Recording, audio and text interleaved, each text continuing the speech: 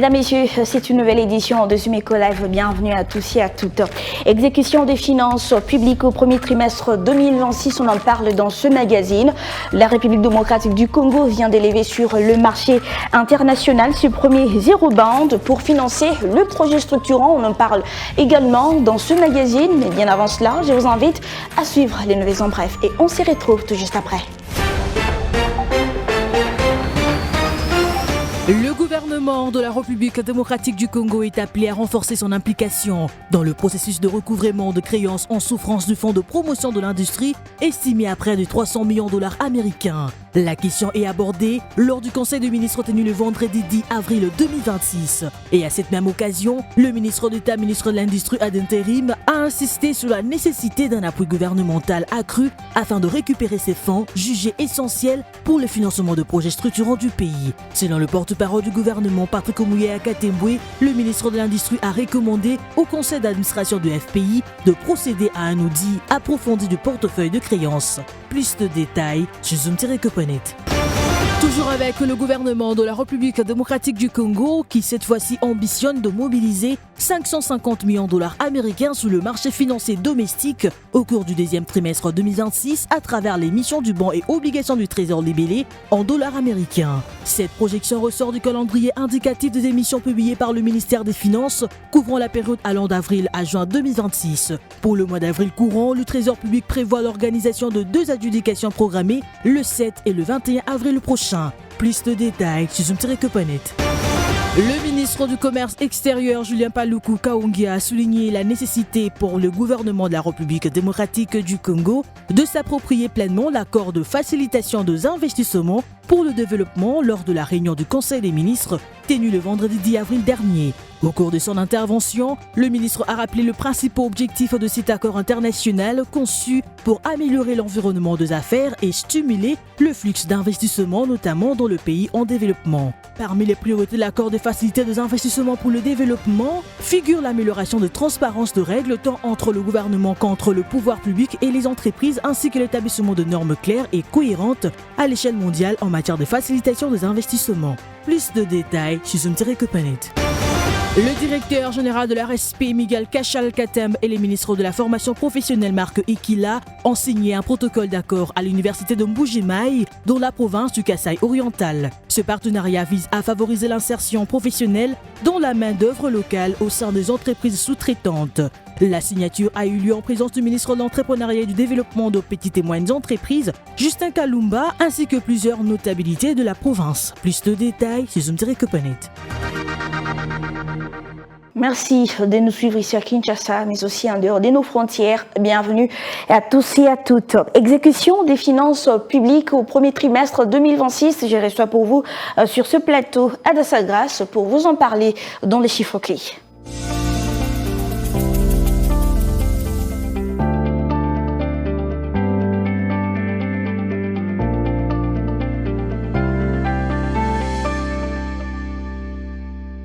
Bienvenue à vous, Adassa Grace. Merci. Que retenir sur l'évolution du taux d'échange en RDC? Voilà, l'officiel en dollars s'échange à 2300,31 francs congolais. Un franc CFA revient à 4,0 centimes.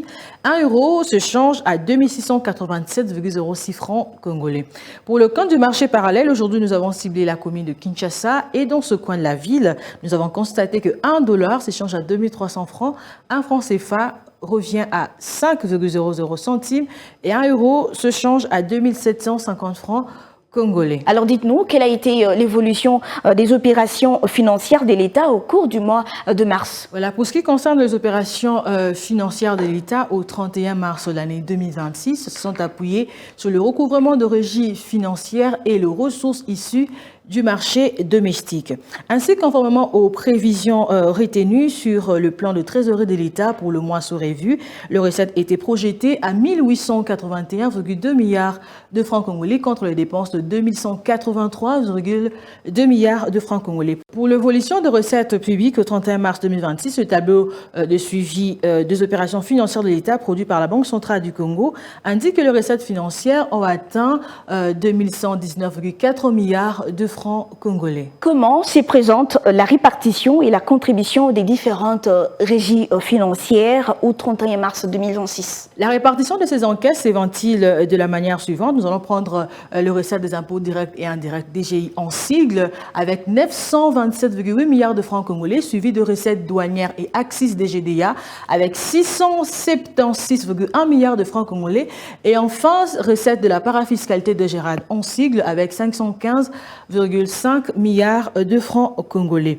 Concernant la contribution de régie financière au 31 mars 2026 en milliards de francs congolais, la DGRAD avec 24,3%, DGI avec 44,0% et enfin la DGDA avec 32,0%. Enfin, prenons l'évolution de dépenses publiques au cours de la période sous examen. Les dépenses publiques sont chiffrées à 3125,5 milliards de francs congolais, répartis de la manière suivante. Salaires des agents et fonctionnaires de l'État avec 1275,1 milliards de francs congolais et puis le frais financier avec 38,1 milliards de francs congolais. Ada Sagras, merci à vous pour ces chiffres. Merci Solange. Formation professionnelle, levier du développement sous Félix Tshisekedi Tshilombo. On en parle dans les dossiers avec Mike Guerdidiana.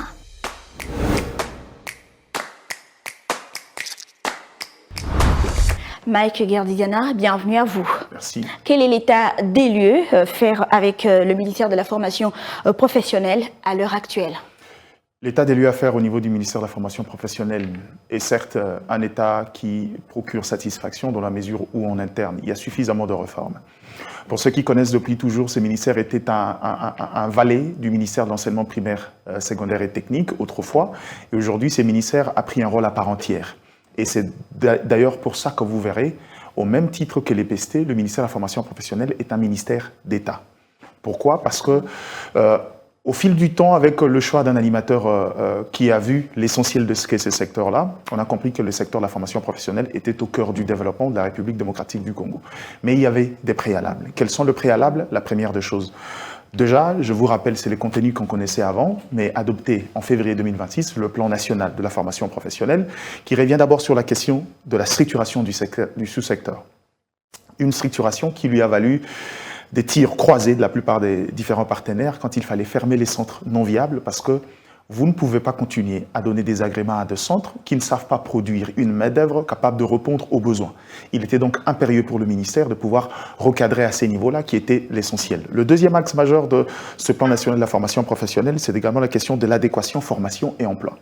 On est dans une société avec un chômage de masse, pourtant on a une jeunesse très dynamique, certes en panne ou en faiblesse d'accès à la scolarité, mais qui présente autant de potentiel. Il fallait donc trouver une adéquation à ces niveaux-là qui passe essentiellement par la formation en mettant des outils nécessaires. Le troisième axe, c'était question de la gouvernance. Ici, à ces niveaux-là, vous verrez que c'est la plupart des démarches menées par le ministre. D'abord, la construction des différents centres au niveau de la République. Le projet, c'est de construire d'abord dans le format 11 provinces, tenant compte de proximité, puis à long terme, construire dans le format 26 provinces. Mais aussi, le dernier point, c'était l'insertion professionnelle. Pourquoi l'insertion professionnelle? Aujourd'hui, avec l'évolution de la technologie, aujourd'hui, au regard de caractéristiques de la RDC, la formation est continue. Ce qui fait qu'il faut qu'il y ait régulièrement des mécanismes, des mises à niveau. Et c'est alors que le ministère de la formation professionnelle devra jouer un rôle important. En gros, l'état des lieux du ministère de la formation professionnelle aujourd'hui nous permet de voir que la RDC a pris conscience de ce que représente la force de sa jeunesse et en faire une fer de lance pour son développement. Quelles sont les réformes et initiatives majeures menées par le ministre? La première réforme, c'était d'abord de pouvoir donner un cadre administratif à ces ministères. Autrefois, était un vassal qui fonctionnait avec un modèle dupliqué du ministère de l'EPST. Aujourd'hui, je vous ai dit, adopté au niveau de l'Assemblée en février 2026, le plan national de la formation professionnelle. C'est la majeure réforme qui permet à la RDC aujourd'hui de pouvoir avoir un schéma traditionnel, et c'est d'ailleurs qui corrobore le propos du chef de l'État qui parle d'un développement à l'horizon 2034. Deuxième réforme majeure, c'est comme je dis, assainir le secteur de la formation professionnelle par des centres viables pour répondre à l'adéquation formation-emploi. Mais troisième que je trouve essentiel, c'est aller non seulement dans la construction de centres de l'État, mais aussi établir des passerelles avec le centre privé, comme c'est fut le cas maintenant au niveau du Congo central, et C'est là où l'ingéniosité du ministre est née, c'est que la RDC aujourd'hui a plusieurs spécificités dans ces provinces, d'où la nécessité de pouvoir avoir de cercles de formation tenant compte des spécificités. Au Congo central, avec l'opérateur portière GMT, il a inauguré l'Académie de jeunes, question de permettre aux jeunes d'avoir suffisamment de compétences en ce qui concerne la gestion portuaire. Et cet élément à double volet. Le deuxième volet crucial de cette formation, c'est qu'il est revenu sur un élément qu'on a l'habitude de dire depuis toujours. Si les sociétés comme l'ONATRA, SNCC aujourd'hui, et les autres sociétés de l'État sont en panne, c'est parce que la main-d'œuvre qui est en interne est vieillissante. Et aujourd'hui, il n'y a pas un système de remplacement. Donc, c'est aussi répondre aux vrais besoins.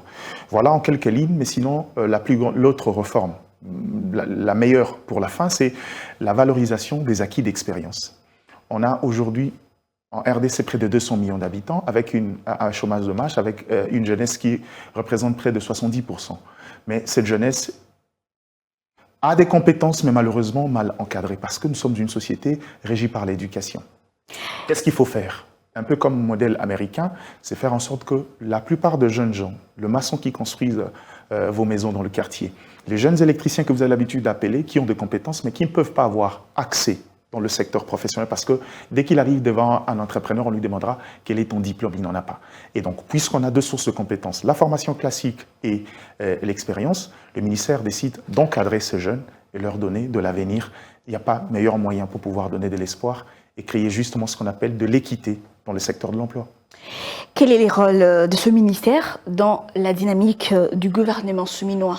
Je vais partir sur un exemple pratique en Ezumeco aujourd'hui. Les différentes orientations sont vues sous l'angle économique. Aujourd'hui, il a été instauré l'impôt sur les personnes physiques. Ça voudrait dire qu'aujourd'hui, on remet le citoyen, la population, au cœur des enjeux économiques. Avec la taxe sur les personnes physiques aujourd'hui, il est important de replacer le Congolais dans son rôle d'agent économique.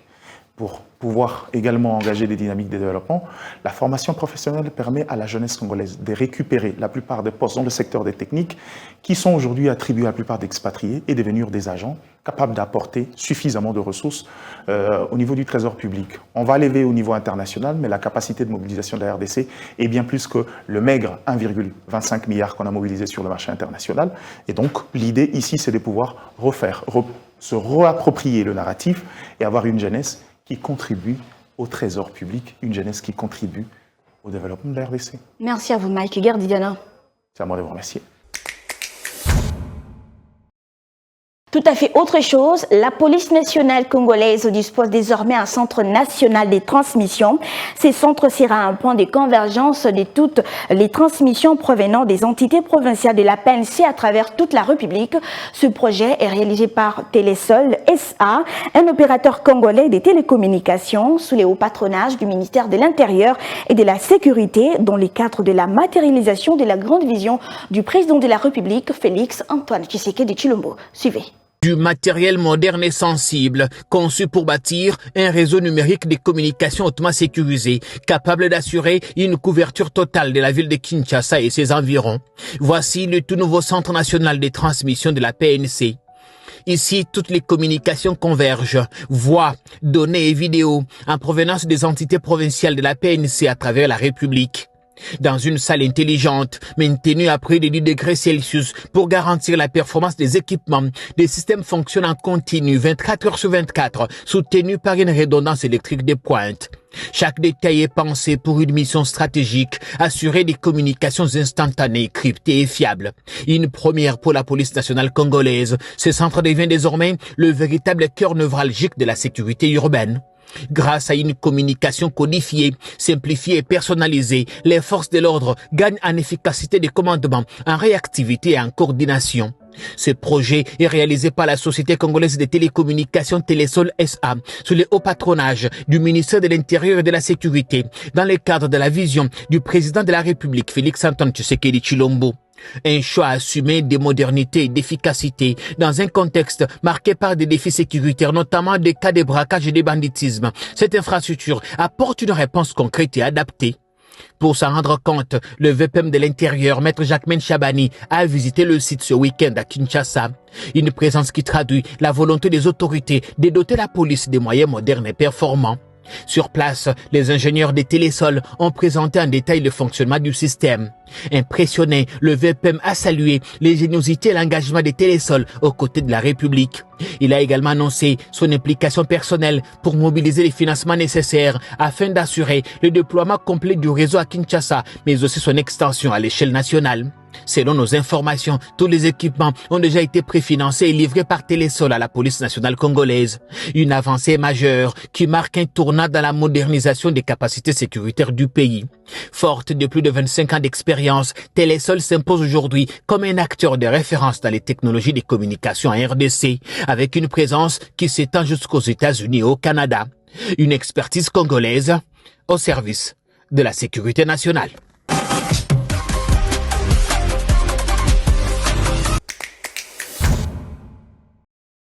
La République démocratique du Congo vient d'élever sur le marché international ses premiers eurobonds pour financer le projet structurant. Mesdames, Messieurs, j'ai reçu Guichungu pour vous en parler et c'est tout de suite.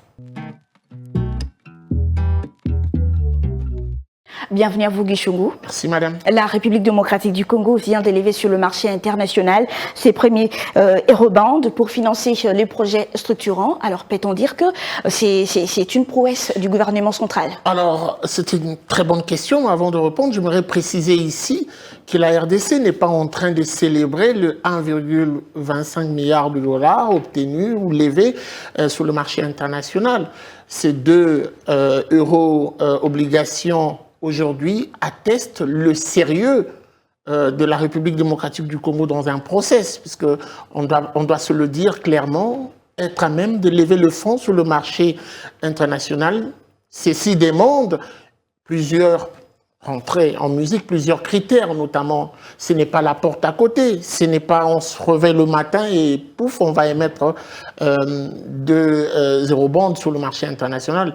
Et donc il y a des critères qui ont été mis en musique pour que la RDC soit capable aujourd'hui de lever ses fonds au niveau du marché international. C'est une prouesse puisqu'il y a un travail qui a été fait, mais un travail à triple niveau. Il y a d'abord un travail fait au niveau de la gouvernance, un travail qui a été fait également au niveau des finances, mais pour finir, un autre travail qui a été fait au niveau des institutions qui devaient redonner crédit à la RDC. C'est une première dans l'histoire de la République démocratique du Congo. Et je précise que ce ne sont pas ces milliards de dollars que la RDC est en train de célébrer ici, c'est plutôt cette adhésion au marché international au point de lever le fonds qui pourront lui permettre, la République démocratique du Congo, de financer le projet structurant. Une polémique autour du taux d'intérêt, votre réaction? Les gens disent que la RDC est déjà très endettée, pourquoi rajouter une autre dette? Mais qu'est-ce que ça représente? Aujourd'hui, avec cette levée de fonds, la RDC qui avait une dette de 18,1%, passe de 18,1 à 19,5%. Pour la République démocratique du Congo, c'est une dette qui ne pèse pas puisque le taux d'intérêt ne va pas exploser la dette de la République démocratique du Congo. Je rappelle que la dette de la RDC passe de 18,1% à 19,5% seulement. Ça paraît facile pour la République démocratique du Congo, cette levée des fonds, visiblement. Y a-t-il eu des critères importants pour y arriver? Alors, on ne se réveille pas le matin comme ça, on sort de chez soi et puis on se dit on va lever le fonds sur le marché international. Il y a des critères qui rentrent en musique pour être éligible, être à même de lever ces fonds. Et la République démocratique du Congo, depuis un temps, a fourni des efforts. Vous avez vu, avec notamment le travail qui a été fait par le ministère des Finances, pour redonner d'abord crédit, les cotations de la République démocratique du Congo, les réformes initiées, notamment avec le retour, parce qu'il y a plusieurs indicateurs qui sont pris en considération, afin qu'on vous donne la possibilité de lever le fonds au niveau international. Ces différents bailleurs, ces différents entrepreneurs qui sont de l'autre côté, ces opérateurs économiques également, qui regardent de très près l'évolution de la situation économique du pays. Aujourd'hui, lorsqu'on regarde la situation économique, il y a une sorte de maîtrise. Quand on parle du cadre macroéconomique, il y a une stabilité de manière générale.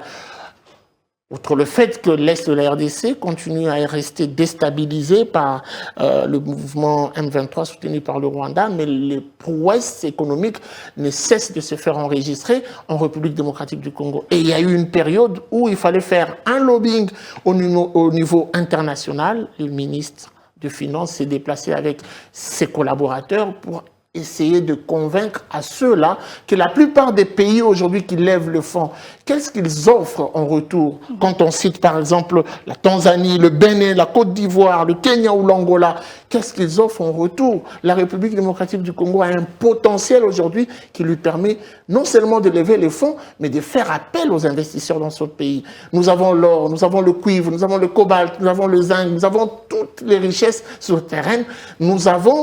Et nous sommes le seul pays à qui Dieu a donné tout, même le reste. Pourquoi ne pas être à mesure d'élever le fonds pour nous permettre à développer le pays en investissant pour le projet structurant? Alors nous allons prendre cette dernière question. Quelles sont les motivations qui ont amené la RDC à lever ces fonds? J'ai eu la grâce de participer aujourd'hui à un point de presse organisé par le ministère des Finances où le ministre Doudou Fwamba est revenu sur les grandes motivations. Il était tout à fait normal de consulter l'histoire et même d'expérimenter ce que les autres font. Et la roue, on ne l'invente pas, on la fait tourner. La République démocratique du Congo, pour une première fois, est allée sur le marché international pour prélever ses fonds pour lui permettre justement de financer le projet innovant, les projets structurants. Nous avons par exemple l'extension de l'aéroport d'Ndjili qui prendra pratiquement, les travaux prendront 2 ans, de 2026 à 2028. Une extension qui envisage la construction notamment d'un nouveau terminal avec une capacité d'accueil de 5 millions de passagers. Et au-delà de ça, il y a la route RN4 qui sera également financée, Kisangani-Beni. Travaux prendront 3 ans, 2026-2029. Il y a aussi, pour faciliter l'interconnectivité, vous savez qu'aujourd'hui les développements des provinces doivent passer par la route et c'est une priorité pour le gouvernement congolais. Il y a aussi les travaux ici à Kinshasa, la capitale. Vous connaissez bien ce qui s'observe dans la capitale Kinshasa, les plaintes qui ne cessent d'accroître, notamment avec les états délabrés de routes. Il faut trouver une solution et la bonne, voir comment financer la réhabilitation, la construction, soit de nouvelles routes, soit réhabiliter les anciennes, mais les faire dans des conditions et dans les normes international. Ceci sera fait et d'autres projets structurants. Donc, ces fonds levés au niveau du marché international permettront à la RDC de se donner un certain niveau. Le niveau, c'est-à-dire accélérer son développement pour qu'on ne soit plus là à envier un peu l'étranger. Quand on va, je ne sais pas moi-même dans les pays ici au niveau de l'Afrique, vous verrez que les autres ont fait un grand pas. Ils ne l'ont pas fait simplement parce qu'ils ont investi le fonds de trésor public, ils l'ont fait aussi parce qu'ils ont compris qu'avec le fonds levé au niveau du marché international, il est possible de faire plus, de faire mieux et de faire vite. Merci à vous, Guichon, pour ces détails. Merci, madame. Suivez-moi tout le jour à travers Zoom Wende sur Zoom Eco Live. Abonnez-vous sur notre chaîne YouTube. Zoom Eco Live, la référence de l'actualité économique en RDC. Je vous laisse suivre à présent la rubrique Zoom Wende présentée par Naomi Kandé.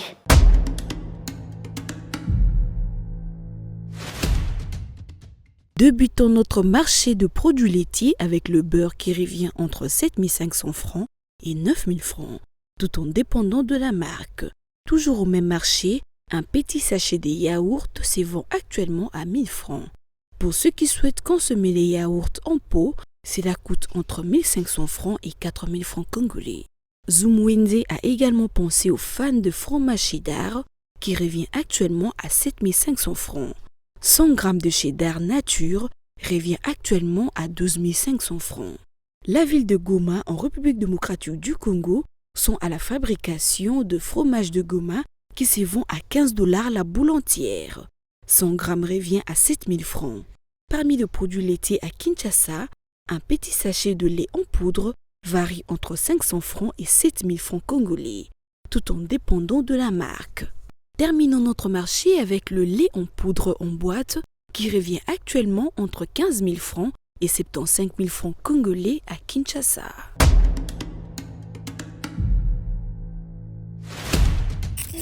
Les rendez-vous économiques, c'est dans l'agenda sur Zoom Eco Live. Abonnez-vous sur notre chaîne YouTube. Zoom Eco Live, la référence de l'actualité économique en RDC. Place à présent aux rendez-vous économiques prévus pour cette semaine.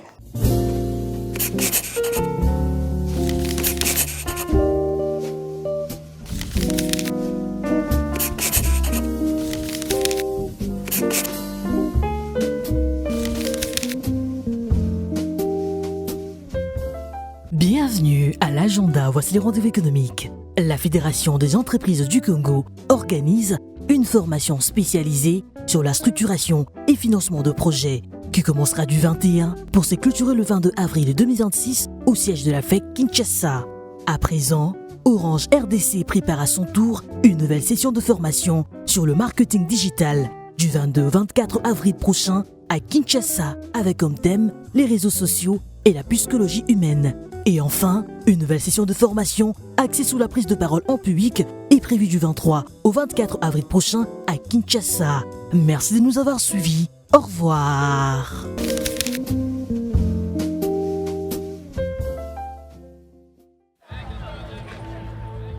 C'est art de se tirer d'affaire, de faire face à la crise, de bricoler, de trouver des solutions avec ce qu'on a sous la main. Un art dans lequel les Congolais ont développé un savoir-faire particulier. Article 15. Débrouillez-vous pour vivre. Et pour finir, dans article 15, mesdames, messieurs, je vous propose un plombier ici à Kinshasa qui a accepté de partager avec nous son expérience quotidienne. Suivez.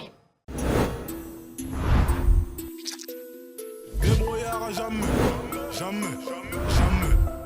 Débrouillard jamais, jamais, jamais. Débrouillard jamais.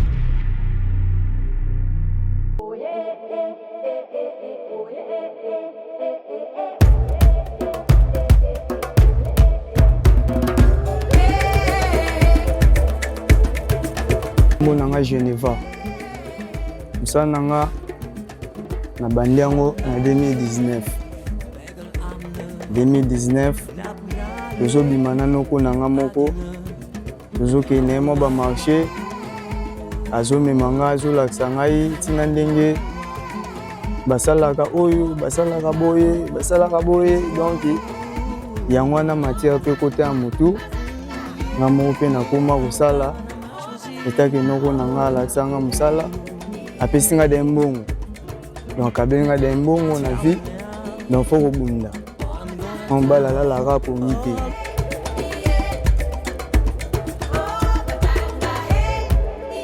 Na musala faut otambwa na logique. Koto écoute moi difficulté ça. Okotalisa nkolo musala. Kete na moni ke place po to eleka poto kule poto to somba boye to sala boye. Ndeti ba béton oyo to kula. Avant koita beaucoup ita chu. Avant tu olexa chu na si. Faut kobuka obuki osali passage ya bien ndetu na okole. Mais sans quoi en tout cas okokaka ati. On est luka melaise ou bien marteau piqueur obuka boleka. Donc difficulté to kutana nango ya mwana.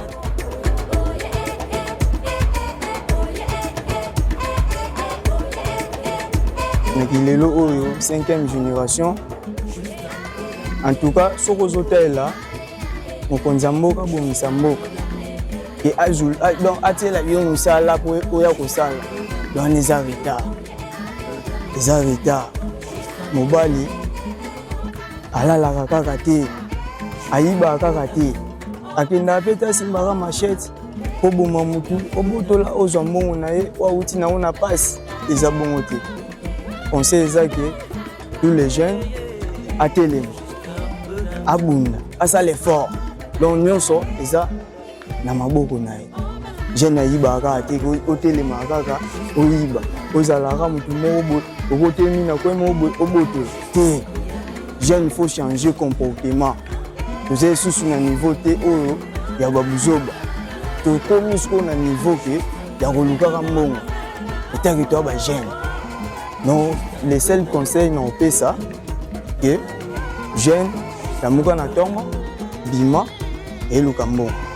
Na pourquoi, on écoute famille, on vandi, on yeba nini oko sala. Na c'est le projet na yo, on yeba oko sala.